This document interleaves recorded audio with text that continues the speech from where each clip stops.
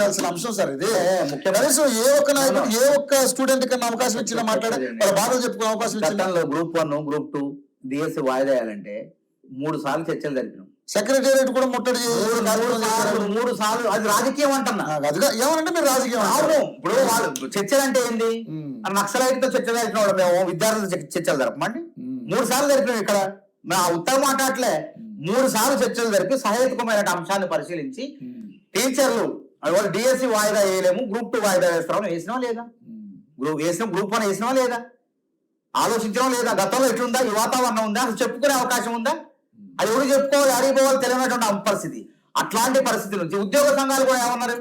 వాళ్ళు ధర్నా చేస్తారంటే 3 సార్లు మా ముఖ్యమంత్రి గారు కలిశారు అని వాళ్ళు పిలిచి మాట్లాడడం లేదా?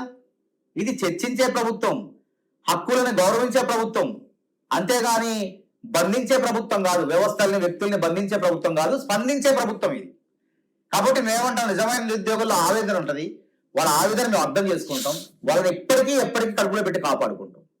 కానీ వాళ్ళని రాజకీయాలు చేసిన మాత్రం వదిలిపెట్టాం. వాడి నిరుద్యోగుల ముసుగులో బీఆర్ఎస్ కొంతమంది గూండాలు అక్కడ చేరి వాళ్ళని పాపం చదువుకునే వాళ్ళని డిస్టర్బ్ చేస్తున్నారు. అట్లాంటి వాళ్ళని పసిగడతాం.